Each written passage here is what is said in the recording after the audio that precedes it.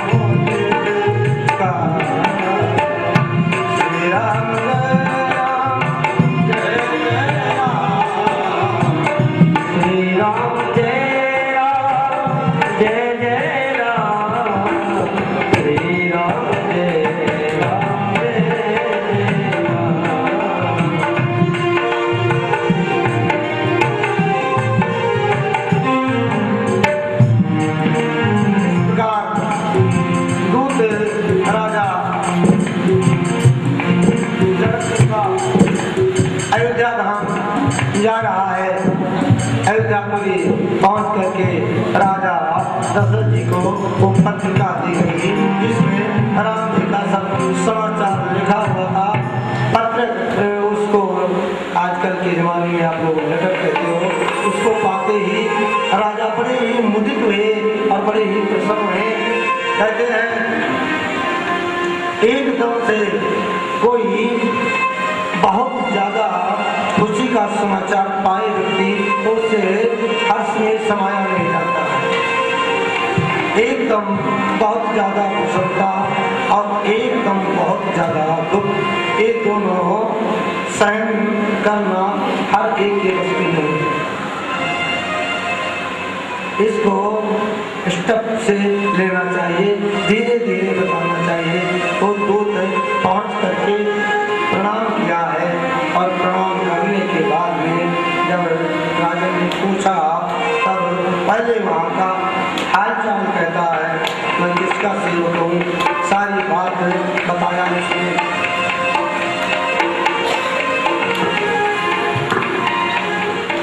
उसके बाद में भगवान के पावन पवित्र यश का वर्णन करते हैं। पहुँचे दूत रामपुर पार, पहुँचे दूत रामपुर पार, हर से नगर विनोद के सुहार।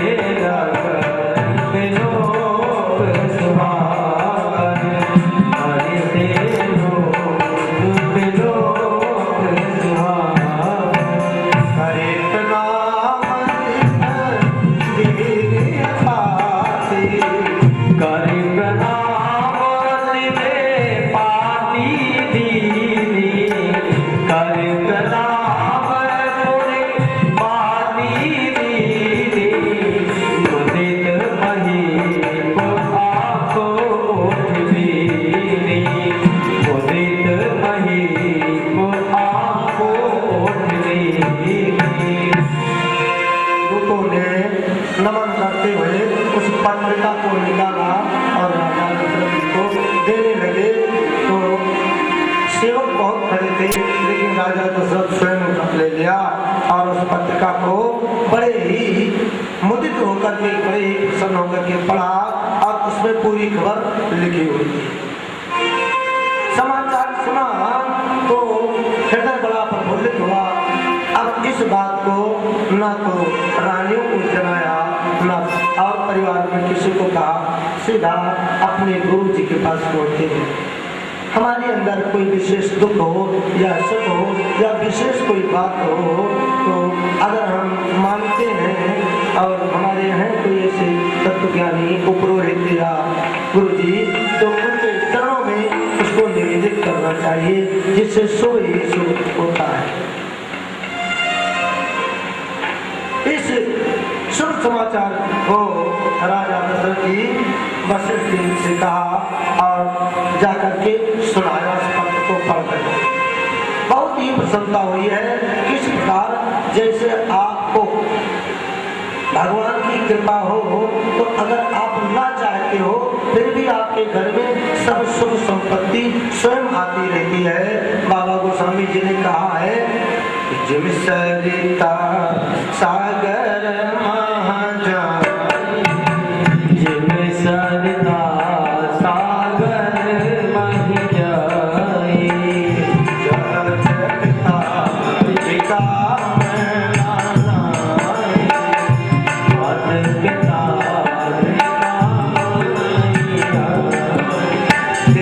सुख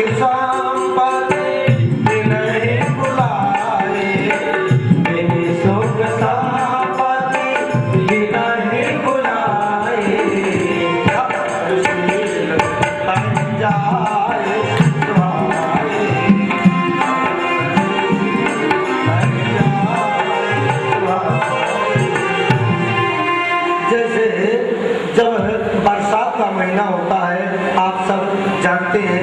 विशेषकर जो गांव के लोग होंगे वो ज़्यादा समझते हैं।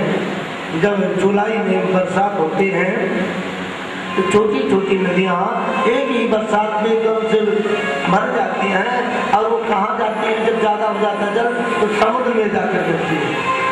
समुद्र उनको बुलाता नहीं है, लेकिन हमें क्या करें, ये उफल गई तो उनको जला गए हैं तो जाके समुद्र में गिरती है। जब तक तारे कामना नहीं, उसकी इच्छा नहीं है, लेकिन स्वयं उनके पास जाती है। ऐसे तिन सुख संपत्ति बिन ही बुलाए, धर्मशील पही जाए कराए। अगर आपके अंदर धर्म और शीलता दोनों है तो सुख और संपत्ति आपके पास बिना बुलाए स्वयं आएगी। राजा दशरथ जी के पास में आज कितनी चीज की अभाव था, चौथापन आ गया उनको, भगवान की कृपा हुई, इनकी वरदान का समय आया। देखो न तो ज्यादा सुख रहता है और ना ही ज्यादा दुख रहता है। देखो आज चार चार बालक को आंगन में खेल ही रहे थे और समय गुजरता गया। उनको चार चार बहुएं भी इनके घर में आने वाली है, ये सूचना कानों में आई। तो जैसे समुद्र के अंदर बिना बुलाए नदियां पहुंचती हैं, ऐसे सुख संपत्ति इनके घर में आ रहा है। तो ये समाचार सुन करके मेरे मोदी के परम पिता राजा दशरथ बड़े ही मुदित हुए हैं और सब समाचार जनाया गया है। इधर बारात की तैयारी हो रही है और सब भक्तजन अपने अपने वाहन को सजा करके तैयार करते हैं। बाबा गोस्वामी जी ने बड़ा ही भाव से वर्णन किया है। कहते हैं जिस घोड़े पर वे राम जी सवार हुए हैं उसकी गति तो इतनी तेज है कि मन भी नहीं पकड़ सकता है। चलते हैं, कब टाप उनका जमीन में आया, कब उठाए पता नहीं, ये लग रहा है कि जमीन में पैर ही नहीं लग रहे हैं, घोड़े उड़ रहे हैं। ऐसी गति में बड़े ही प्रसन्नता से, बड़े ही मुदितता से, हर्ष में भगवान की बारात मिथिला की तरफ प्रस्थान कर रही है। जब बारात प्रस्थान करने के लिए उद्यत हुई, उसी समय जितने संसार में पूरे विश्व में शकुन होते हैं, अच्छे अच्छे शकुन भगवान के आगे, उनके परिवार वालों के आगे आने लगे। एक बात यहाँ पर बहुत ही समझने की है मेरे माताओं भाइयों, हम आप कहीं पर जा रहे हो, कार्य बिल्कुल सफल होगा या उसमें कुछ संदेह होगा, इसकी थोड़ी बहुत सूचना परमात्मा आपको संकेत दे देते हैं।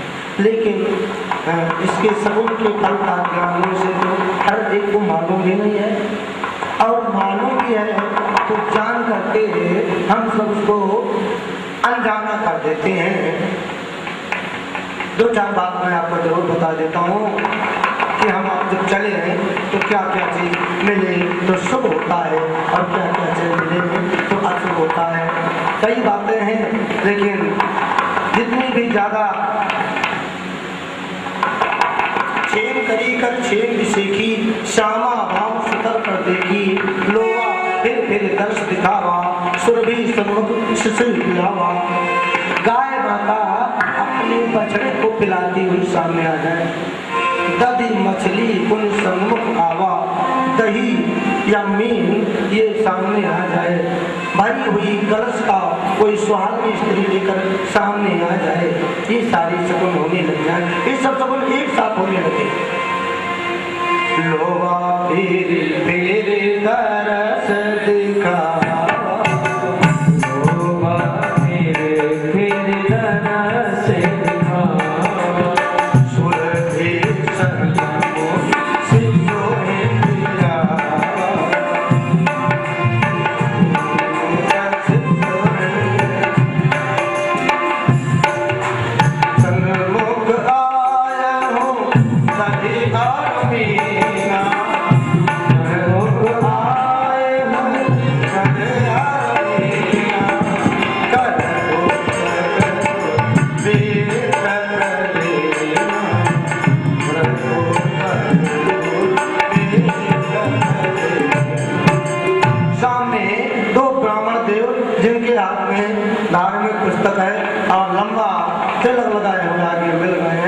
ये सगुन लग रहा है कि बहुत सफलता का प्रतीक है।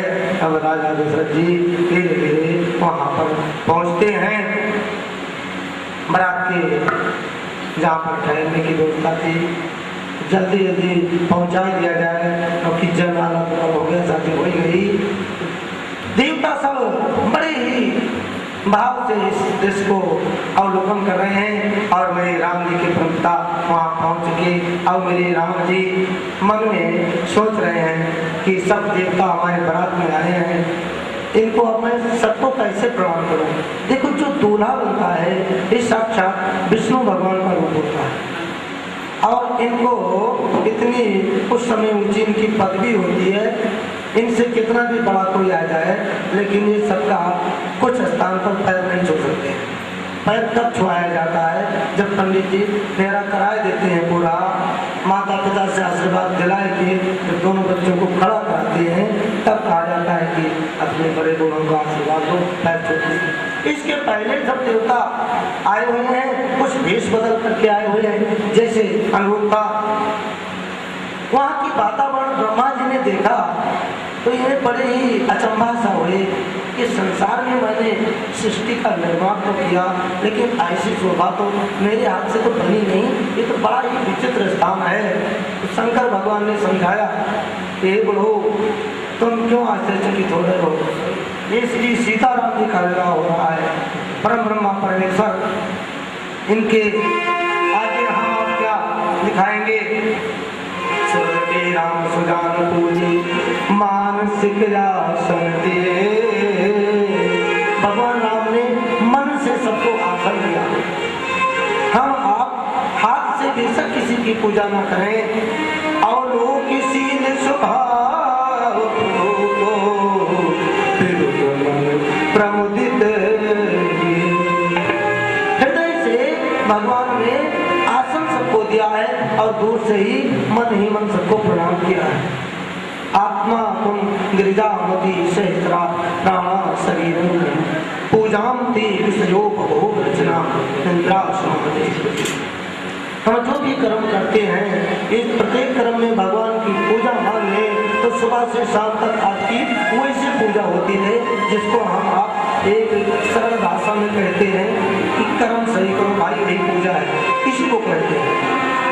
कर चरण कृतम वाक काय जंकर्म जन्मा श्रवण नयन जन्मानि सर्वापराधम विहितम विहितम सर्वमेत क्षमस्व।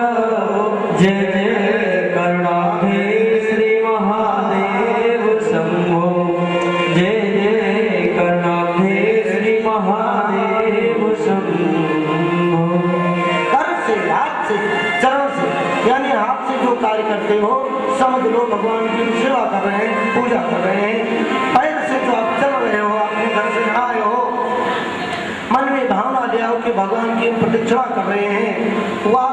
वाणी से जो आप वार्तालाप कर रहे हो बंधो, भगवान की स्तुति आप मन में मान लो तो वही बात आपकी स्तुति हो जाएगी। श्रवण नयन जन्मा, कान से जो कुछ आप सुन रहे हो भगवान की कथा भावना ये बदलना है, ट्रांसलेशन करना है, हिंदी को इंग्लिश में, इंग्लिश को हिंदी में। ठीक उसी प्रकार जो भी शब्द है उसको भगवान की वंदना में आपको बदलना है।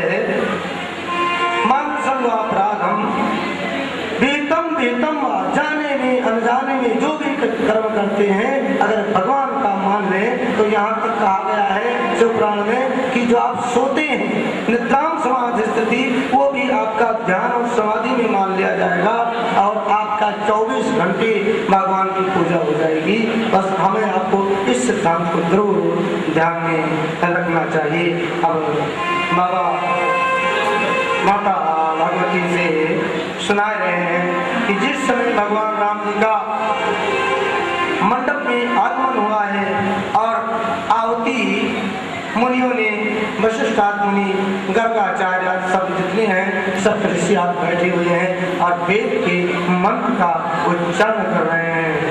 हरि ओम स्वस्ति वाचन कर रहे हैं। बहुत ही मीठे मधुर ध्वनि में स्वस्ति वाचन का अर्थ होता है कि जितने भी इंद्र आदि देवता हैं ये सब मंगल करें। पहली जो स्वस्ति वाचन का पहला श्लोक है, अगर इसको हम बोल करके कोई भी शुभ काम करें तो सब देवता आपके फेवर में रहेंगे। हरि ओम। स्वस्ति इंद्रो वृद्धश्रवाः स्वस्ति न पूषा विश्ववेदाः स्वस्ति नस्तारिक्षो अरिष्टनेमि स्वस्ति नो बृहस्पतिर्दधातु। इस प्रकार बड़े ही भाव से मंत्रों के द्वारा विधिवत ये प्रक्रिया पूरी हुई है। अब मेरे राम उस अग्नि की प्रदक्षिणा कर रहे हैं और बाबा गोस्वामी जी बोले, क्रमदीप्त मुनि भावरे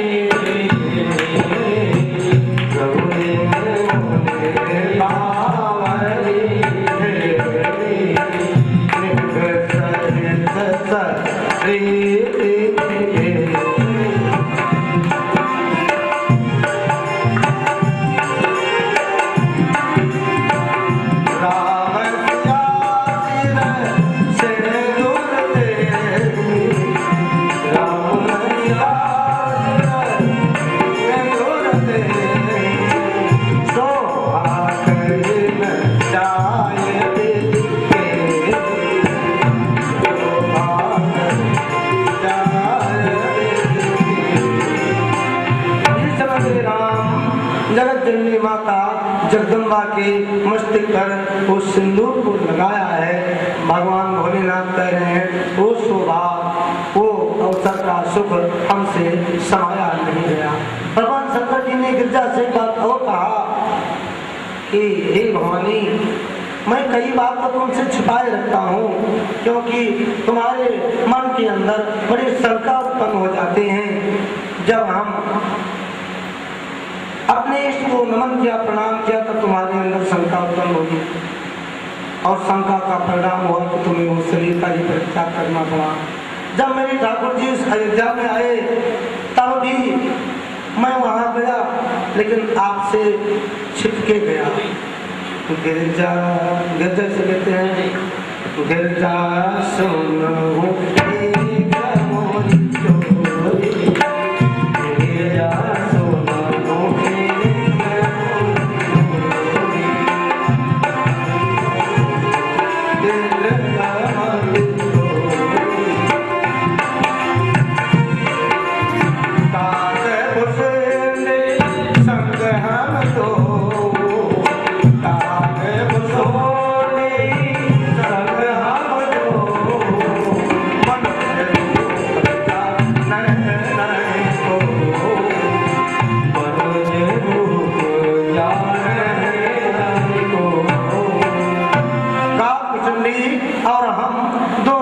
अयोध्या गए। ये बात तुमसे चोरी किया मैंने। बोले चोरी क्यों किया? चोरी इसीलिए किया कि कहीं तुम्हारे मन के अंदर तुम्हें साथ लेता तो वहाँ सबसे हल्ला करने लग जाती कि हम कैलाश से आए हैं, तो वेद खुल जाता। तो मैं जिस तरह दर्शन किया हूँ ऐसे दर्शन नहीं हो पाता, इसलिए तुमसे मैं बात बताया ही नहीं। कोई विशेष काम के लिए, अर्जेंट काम के लिए कहीं भाइयों को जाना हो तो इस बात को बहुत ज्यादा फैलाना नहीं चाहिए, अवसर देखकर निकल जाना चाहिए। भगवान शंकर जी कह रहे हैं क्यों? उसमें बड़े झमेले हो सकते हैं कि जब तक झमेले में पड़ो तब तक वो अवसर हाथ से निकल जाए। अब मेरे भोले बाबा यहाँ पर कह रहे हैं उस समय का दृश्य बहुत ही हमारे लिए मुझे प्रसन्नता में हम मरे हुए थे और वो दृश्य देख करके हमारे हृदय से नहीं रह गया और हम भगवान अपने स्वामी को वहीं पर प्रणाम किया हूँ और एक दूसरे की नजरें मिली हैं। भोले बाबा मुस्कुराए हैं। बाबा गोस्वामी जी इधर कह रहे हैं कि क्रम से सब कन्याओं को बैठा के और सबके साथ में नाथ को गठबंधन कराए के विवाह